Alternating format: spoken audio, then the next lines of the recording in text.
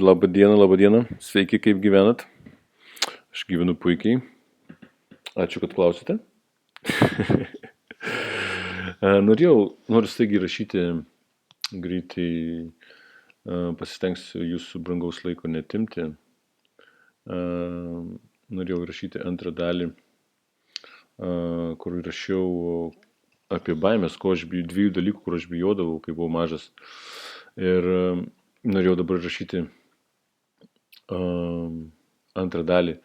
Ir po to pirmą dalim Daiva S4972 paminėjo, kai buvau maža, labai bijau eiti į darželį. Bijodavau ne darželio, bet kad mane gali pamiršti iš ten pasiimti. Visą dieną turėjau dėl to nerimą. Matai, kas vyksta su mažais vaikais. Ir tas pats ir su manim buvo.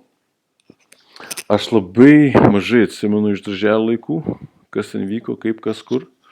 Labai mažai atsimenu, gal vieną kitą momentą. Bet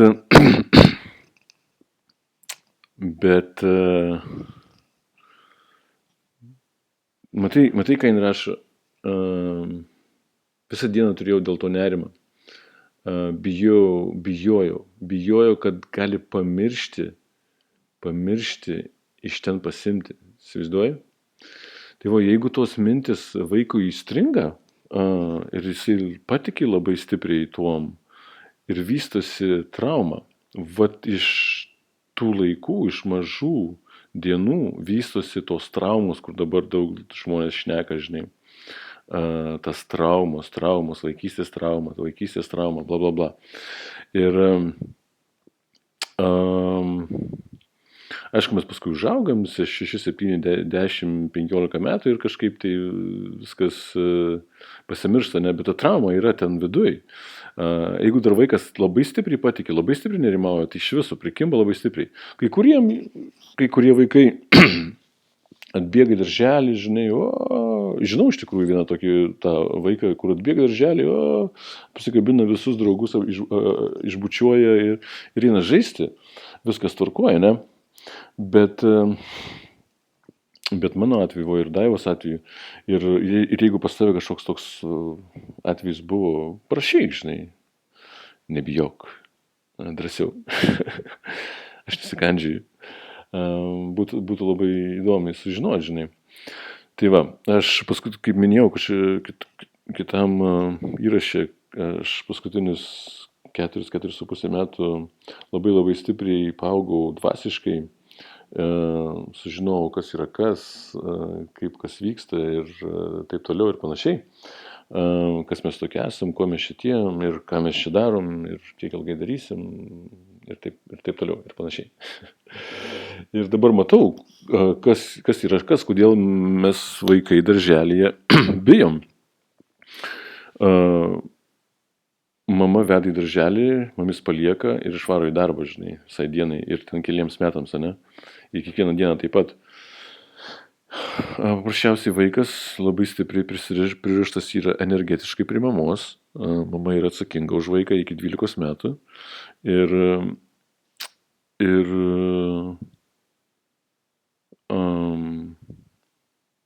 pysta atitraukia, žinai, ryte, atitraukia vaiką nuo mamos ir vaikas iškart jaučia tai.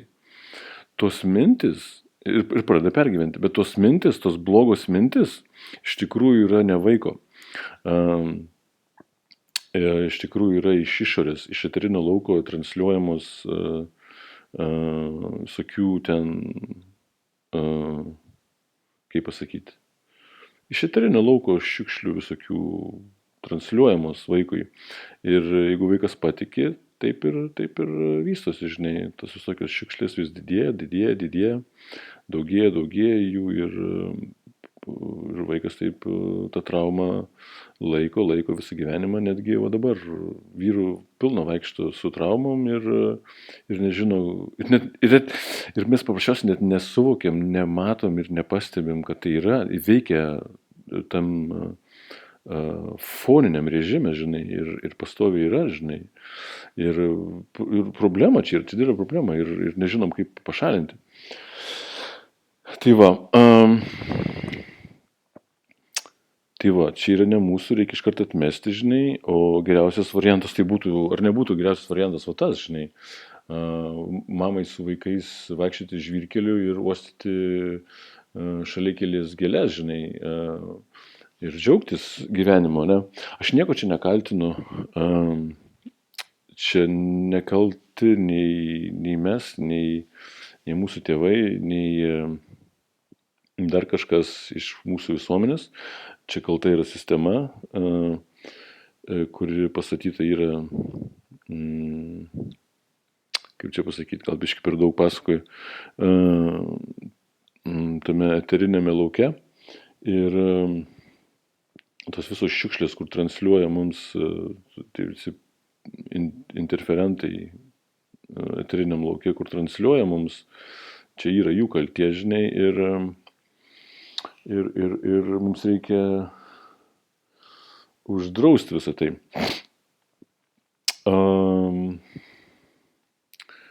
Tai va, čia tiek būtų tiek. O pavyzdžiui, jeigu dabar, nes aš irgi taip tvarkiau save, labai paprasta, čia nieko sudėtingo nėra, tik reikia suvokti, kad jeigu buvo tokia nedidukė trauma darželį tau, reikia tik tais, pavyzdžiui, kaip aš dariau, žinai.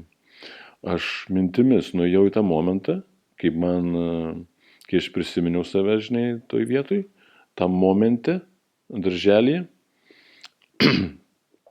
aš nuėjau į tą momentą mintimis, apkabinau save, pasakiau, kad aš esu tu iš tavo ateities, mes pakalbėjom gražiai, kaip minėjau, apsikabinom viens kitą, pasakiau, kad viskas gerai, mama tave myli, tik tais dabar yra toks laikas, kad tokia sistema, taip, bla bla bla, kad viskas yra gerai, ir kelis kartus tai padariau, kelis momentus ten taip pasiknisę savo atmintį, praeitį. Ir taip ta trauma, ten nebuvo pas mane tokia didelė trauma, nebuvo, viskas buvo okei, bet reikėjo man pašalinti tą foninį režimą tokį, žinai, atkirsti ir viskas, ir aš pašalinau. Ir sutvarkiau taip. Tai va, jeigu kažką tokio jauti, žinai, įsigilink, nueik, pažiūrėk, apkabink save, paaiškink, kad viskas yra gerai ir ištrink tą visą neigiamą emociją, tas neigiamas baimės, ištrink, ištrink ir vietoj to ištrinimo įdėk, kad viskas gerai, mama tave myli, tėvas tave myli, viskas yra tvarkoje, nebijok, įdėk geras emocijas, geras mintis, ane? Ir viskas. Tai va, tai šiandien gal tiek. Ir jo, pasimatysim rytoj. Jeigu kas, spausk mygtukus, dalinkis su visais draugais, jeigu tiko ir patiko, pirmyn, važiuojam, susitiksim rytoj, čiau.